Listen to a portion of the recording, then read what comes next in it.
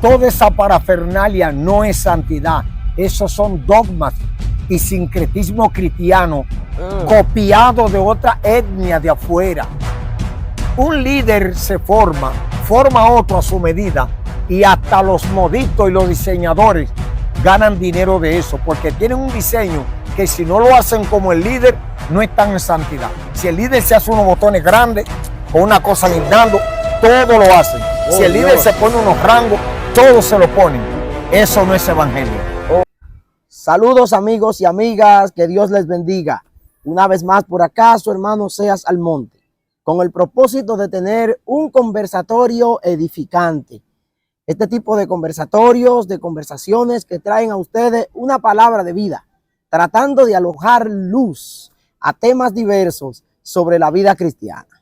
En este caso traemos un tema que yo estoy seguro que será de gran edificación para todos ustedes, para bendecir su vida. Un tema que en ocasiones suele ser controversial por las aristas que pueden estar internas en él mismo. Hoy estaremos desarrollando el tema ¿a qué tú le llamas santidad?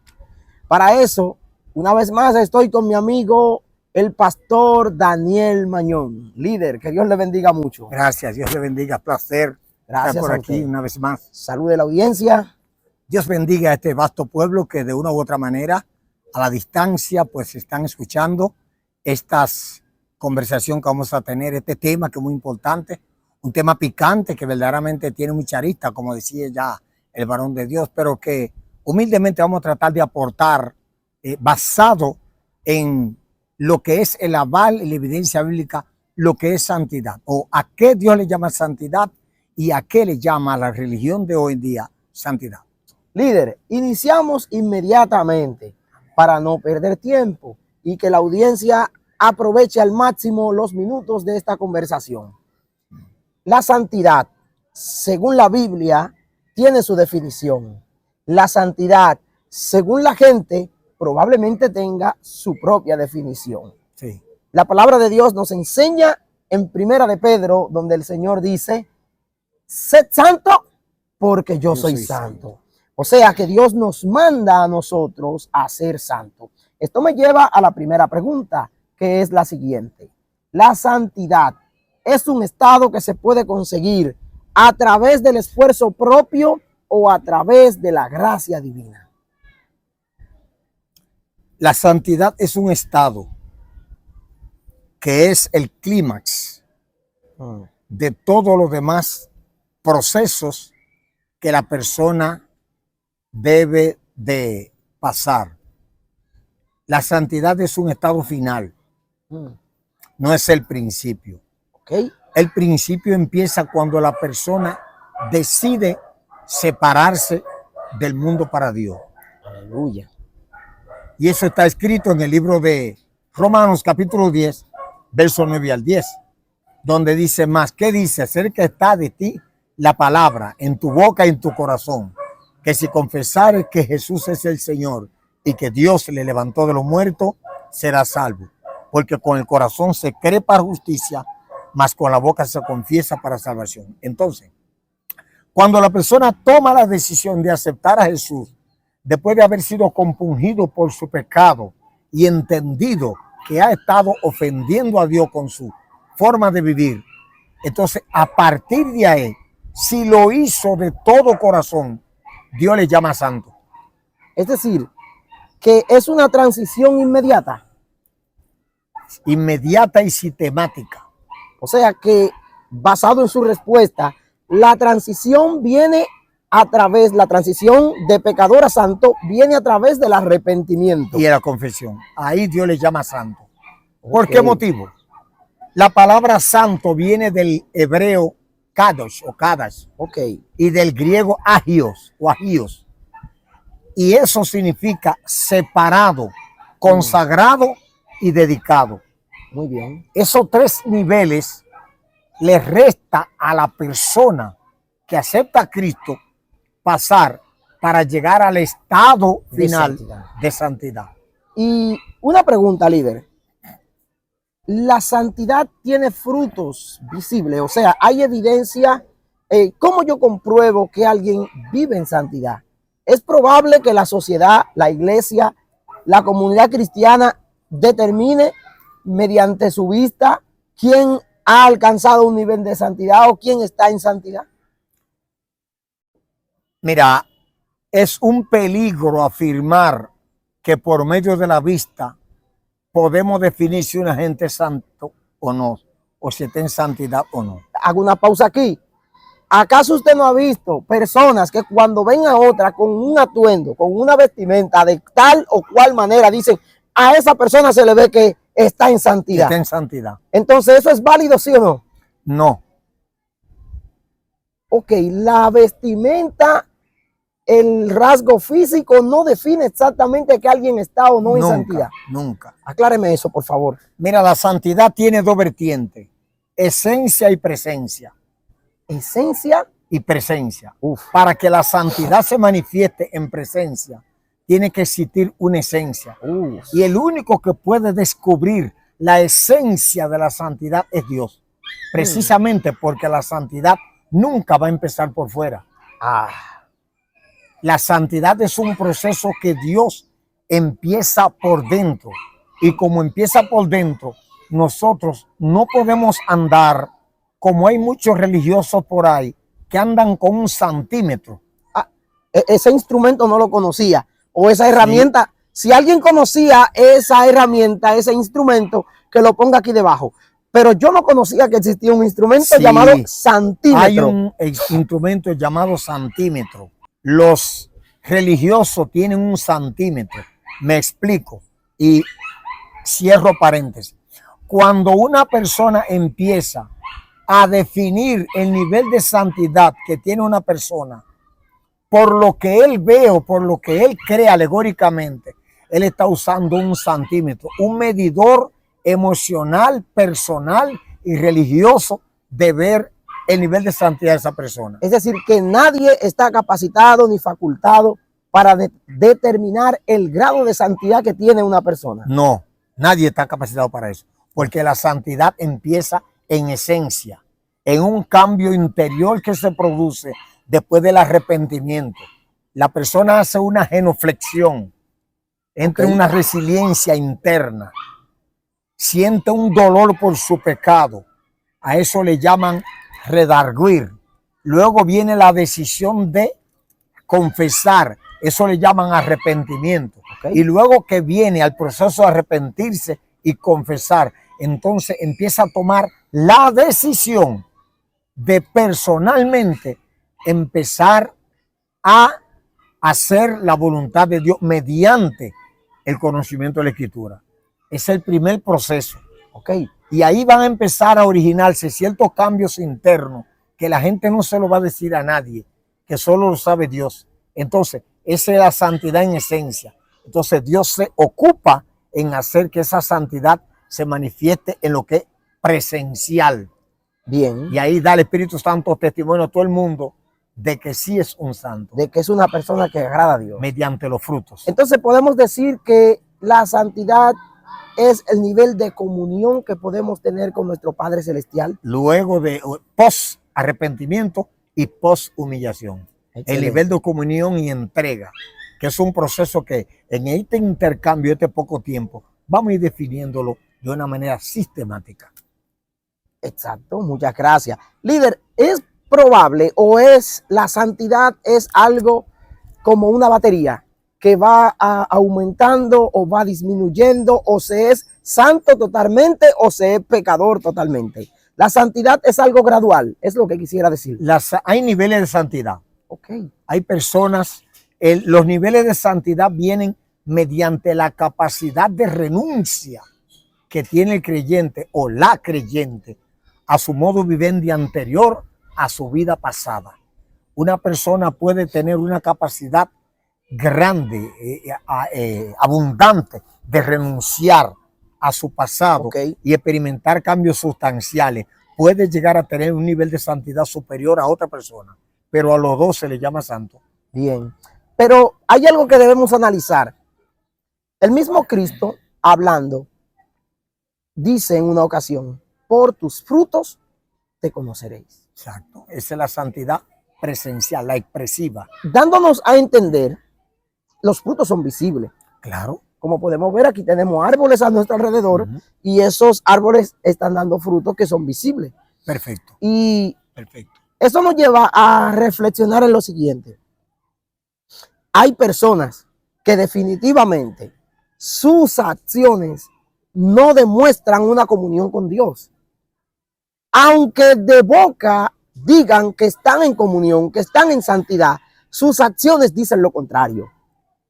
Y las acciones son un fruto, son una evidencia de la buena relación o de la mala relación espiritual que nosotros tenemos con nuestro Padre Celestial. Entonces, partiendo de esto, yo digo que es probable que nosotros podamos ver el nivel de comunión, el nivel de la vida que lleva una persona. Y esto nos puede encaminar no a medir ni a ver la santidad que tiene alguien, sino que podemos ver cuando alguien es genuino, cuando lo que sale de su boca es genuino, porque el Espíritu da testimonio. Cierto. Y uno siente cuando hay alguien que está hablando una palabra con peso, cuando hay alguien que tiene una comunión con Dios, cuando hay alguien que habita en ese lugar inaccesible de la presencia. Su palabra, sus gestos, usted siente que incluso una lectura de la palabra, un texto cualquiera que esa persona lea de sus labios, emana un poder diferente. Y eso se logra mediante la santidad. Cierto, cierto. Pero hay personas que hablan de una santidad, expresan una santidad que usted percibe que lo que hay es carne hablando. Y Así entonces, ¿cómo es esto? Que a veces uno percibe que uno dice, ahí no hay nada, ahí está seco. Sí, mira, hay un don que es el don que menos la iglesia pide, el don del discernimiento. ¿Okay? La iglesia no está pidiendo ese don y a muchas iglesias le va a ir muy mal por no pedirlo. Wow. Porque ahora están sucediendo tantos casos, no aislados, no, casos en demasía en el pueblo del Señor. Okay. Que tú ves las redes para escuchar a personas, a susodichos profetas, predicadores, apóstoles, y uno que le llaman querubines por ahí. Oh, ¿hay otra categoría más? Sí, hay uno que le llaman querubín. Santísimo. Y estas personas, tú lo oyes, y cuando tú lo confrontas con la escritura, tú te pones a ver cosas extrañas, incienso extraño en los púlpitos, en los altares. ¿Cómo? Que a ti te da ganas de reprender. Cuando la Biblia dice claramente que el Espíritu da testimonio a nuestro espíritu, oye, ¿a quién es que el Espíritu le da testimonio? A mi espíritu. No a la carne ni al alma. Uf. ¿Por qué no le da testimonio a la carne ni al alma? No, porque la carne está llena de emociones. Y el alma es la provocadora, la productora. El alma del hombre es el archivo de los deseos que emigran al cuerpo y se materializan. Entonces el Espíritu Santo nunca le va a dar testimonio a un alma, ni a una persona natural, adámica. Le va a dar testimonio a una persona que está andando en el Espíritu. Santo Por Dios, eso, aleluya. cuando se invita a un predicador en la iglesia, la persona que lo va a invitar debe de ser una persona que tenga visión y discernimiento para que no traiga fuego extraño a los altares. Es decir, que un predicador que no está en santidad y va a una iglesia puede convertirse en un contaminante del altar. Totalmente. Y de la comunidad. Deja contaminado el altar. Dios mío. Si ese predicador está inundado de cosas raras, cosas tóxicas, doctrinas raras, ministraciones extrañas, imposición de la mano sin permiso de Dios, Santo. y tiene en su vida una legalidad a ciertas entidades espirituales que cohabitan con él, donde va a ministrar, ese día el altar queda contaminado. Tiene que hacerse una oración de liberación y de rompimiento para emigrar de la iglesia para afuera la influencia. Y dicho sea de paso, hay de las personas a las que ese predicador le impuso la mano. Hay contacto directo con el mundo espiritual a través de la imposición de la mano. Es decir, que en vez de recibir liberación, alguien lo que puede recibir es atadura. Queda contaminado. Santísimo. Los espíritus inmundos pueden transmitirse a través de un saludo. Se transmiten. Santo. A través de un toque de mano. Mm.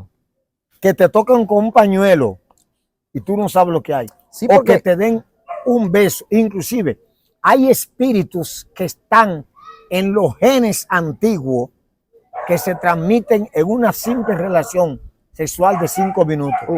La persona queda contaminada de un espíritu antiguo que tiene quien se relacionó con él. por eso vemos a Pablo que en una ocasión le dice a Timoteo que por el don que recibiste a través de la imposición de mano. Ah, pues se transmitió a través de la imposición de mano de los presbíteros, o sea, los ancianos, la unción, los dones y la gracia de Dios. Pero asimismo, de esa manera, en el mundo espiritual oscuro, se pueden transmitir agencias tóxicas Dios a través de la mío. imposición de mano. Es decir, que un santo de Jehová, una persona en la iglesia, un santo del Señor, puede caer endemoniado porque una persona endemoniada le puso la mano. Puede ser contaminado. Pues entonces tenemos que tener cuidado en la iglesia sobre quién pone la mano sobre nosotros. Sí, porque es que cuando tú le das el derecho a que te imponga la mano, hay una legalidad cedida del que va a recibir la imposición al que le impone. Uf, Los demonios operan en legalidad. eso es delicado, pastor. Claro, una persona va a tu iglesia, una profeta, un profeta, y dice, pasen para acá los que quieren que impongamos la mano y oremos. Los que Al quieren. tú pasar, ya tú le diste una legalidad a todo lo que esa persona porta en la mano que se transmita. O unción para tu bendición o atadura para tu maldición. Ay, ay, ay, ay, ay, ay, ay, ay, ay. Por eso Pastor, los profetas verdaderos, los ungidos de Jehová verdaderos, tienen que tener cuidado a quien besan, a quien abrazan, a quien le ponen la mano y quien se dejan poner la mano. santísimo. Hasta la ropa, a quien Sí, se la sí, presta. sí. Claro que sí.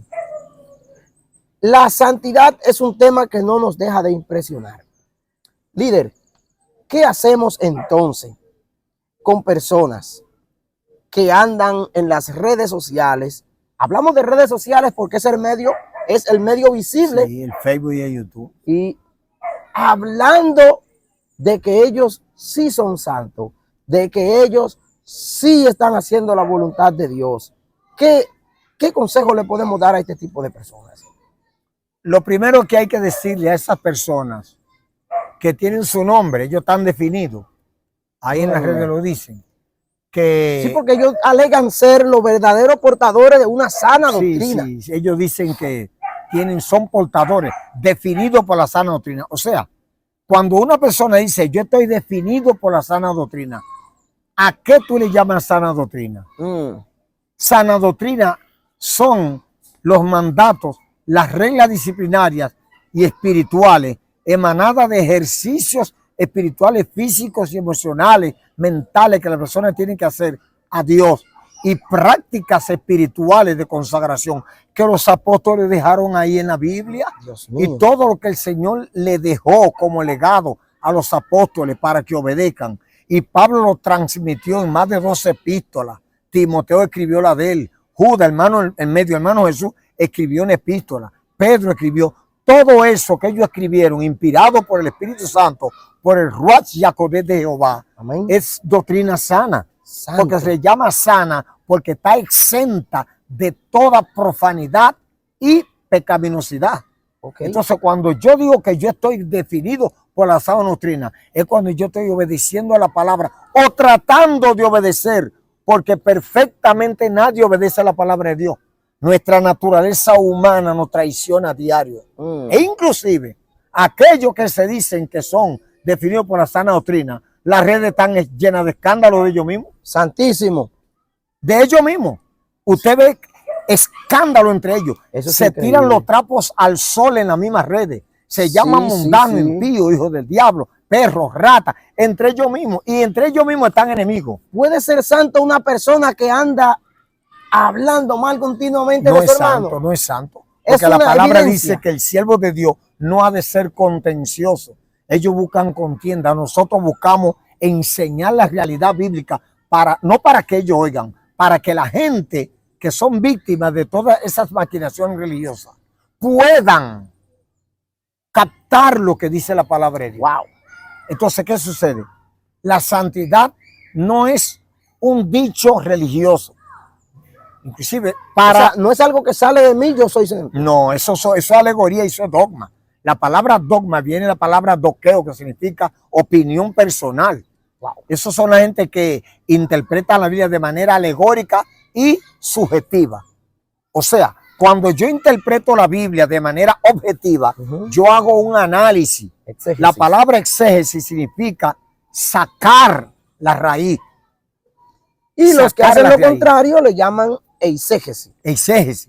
También tenemos lo que le llama escudriñar. El Señor no nos mandó a leer la Biblia, porque los brujos leen la Biblia, Santísimo. los hechiceros leen Biblia, los políticos leen Biblia. El Señor no nos mandó a leer la Biblia. ¿Okay? El Señor nos mandó a escudriñar. La Las palabra escrituras. escudriñar, cuando dice escudriñar las escrituras, la palabra escudriñar del griego y el hebreo significa cavar hondo. ¿Ok?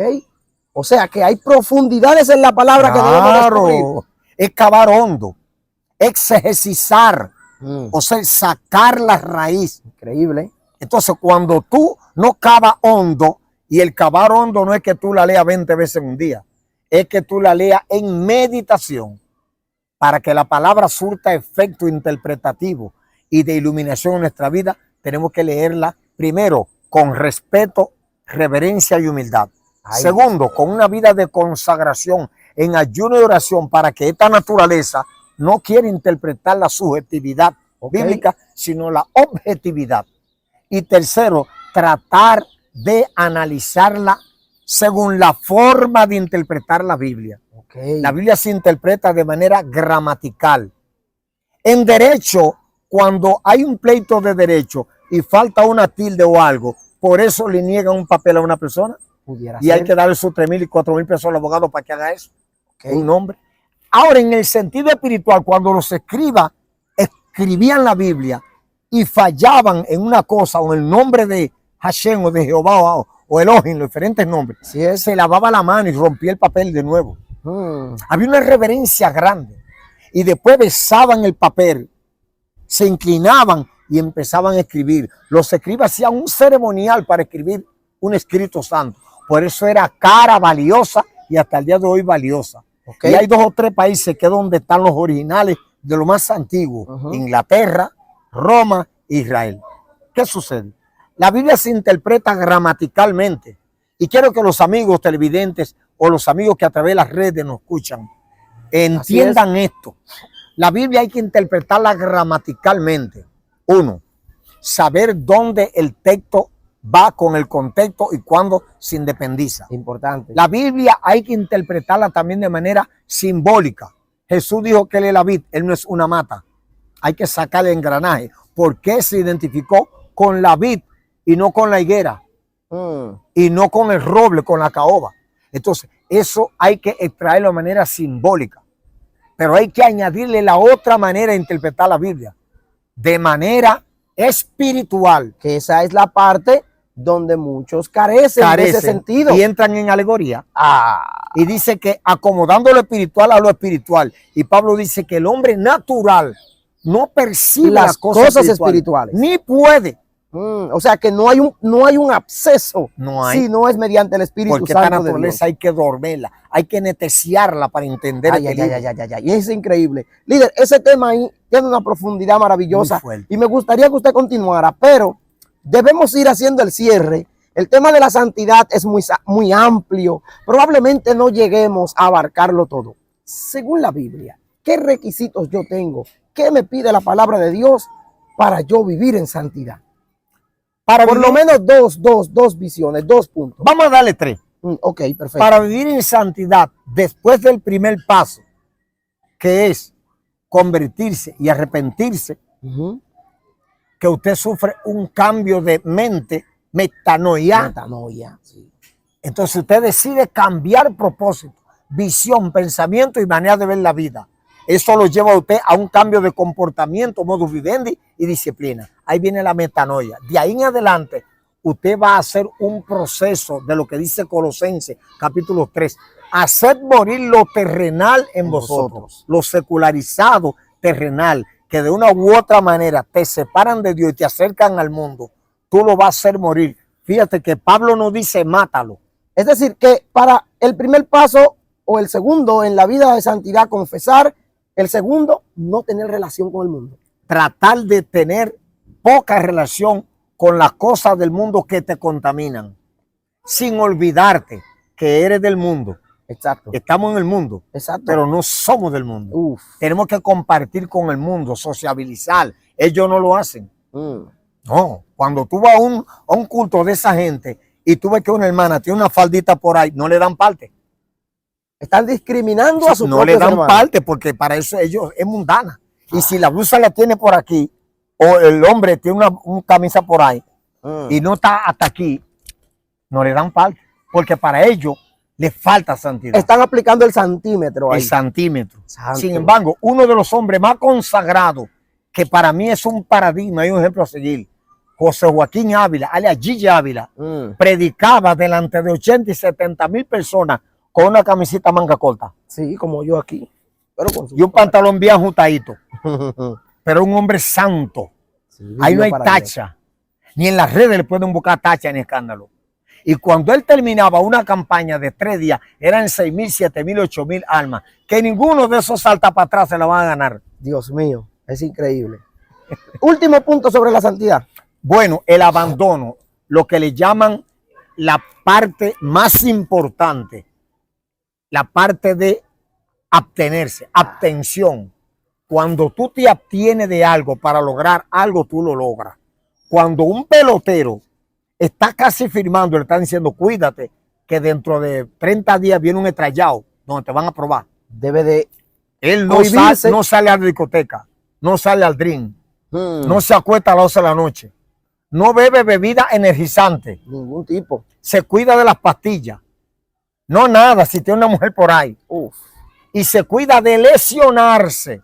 O sea que uno, para agradar a Dios, tiene que vivir ese tipo de abstención para vivir en absteniéndose de todo lo que es mundano, contaminado, impureza. No solo la impureza sexual, impurezas emocionales, impurezas sociales. Oh, Dios. Y todas esas cosas uno se va absteniendo con la ayuda y la asistencia del Espíritu Santo, no de un maestro religioso como los que están por ahí, del Espíritu Santo, una vida plagada de oración, meditación de la palabra, silencio para oír cuando Dios te hable y humildad para coger consejo hasta un niño de 5 años. Que ese pequeño detalle que usted dice ahí es una evidencia de vivir en santidad, la humildad. La humildad. Alguien que tiene soberbia está apartado de Dios. Claro, claro. Y Dios no está en un corazón lleno de soberbia. La santidad nunca tú la vas a ver en una camisa como la tuya o con la mía. Eso es otro evangelio. Eso no es evangelio. Eso es dogma. La santidad tú nunca la vas a ver en una mujer que tenga como 5 blusas y una cosa ahorcada aquí y una falda que esté arrastrándole en esta temperatura de 33 grados punto 5 que es donde estamos. Dios mío, eso padre. Es otro evangelio. Eso no es el evangelio. Es un dogma. La santidad tú tampoco no la vas a ver en que tú tengas una blusa larga que te dé por ahí y un pantalón que caben 5 piernas como la tuya. Dios mío. Eso es otro evangelio. Eso no es santidad. Y que más allá de ser santo, muchas veces pasamos a hacer el ridículo. Es ridículo. Sí, porque entonces nos convertimos en un motivo de burla. Que eso es lo que están haciendo. Exacto. Ellos mismos hacen su lío y se corren para allá entonces, y para acá. Y después tú lo ves riendo en las redes, las hembras riéndose porque es para ganar view. Usted ve que hay gente que tratando de mostrar que ellos sí están llenos de Dios. Yo vi uno que salió corriendo, hasta se subió en un camión, haciendo una loquera y una cosa que yo dije, Dios. Y uno ministrando, gente se tiraron al agua y se embarraron. Santo. Vi uno allá afuera, en otro del extranjero, que mandó a la gente a comer hierba. Otros empezaron a correr en la calle y me dicen que chocaron entre los dos. Y hubo uno que dio tanta maroma que cayó, uno que es líder. Y ahora están dogma. Y la Biblia no nos mandó a copiar de nadie, nos mandó a copiar de Jesús. Y si hay un modelo a imitar es el de Cristo. De Cristo Jesús. Así que, mis amigos, le invitamos a vivir una vida en santidad, a vivir una vida agradable a Dios y sobre todo, guiándonos de lo que nos enseña el pastor Daniel hoy, la santidad es una comunión con Dios y se logra a través de confesar el pecado, de renunciar al pecado y de vivir constantemente conectado a la gracia y a la presencia del Señor. Exacto. Se puede ser santo, Claro. se puede vivir en santidad, puesto que el Señor nos dijo, sed santo porque yo soy santo. A veces tenemos un concepto inalcanzable de lo que es la santidad. Si estamos bien con Dios, si estamos agradando al Señor, estamos viviendo en santidad. Así es. Ministro, un último mensaje, un último comentario para nuestro público y cerramos aquí. Una persona ignorante de la Escritura que sea muy santo es un escándalo y una vergüenza para el Evangelio. Dios. Y una persona que tenga mucho conocimiento de la palabra, pero no sea puro ante Dios, es un tropiezo para la iglesia. Santísimo. Vamos a hacer una sinergia de las dos. Vamos a escudriñar la palabra, a prepararnos en la palabra, para que luego ella nos diga cómo debemos santificarnos. No un líder religioso. Dios le bendiga a todos. Dios le bendiga, mi gente. Amén.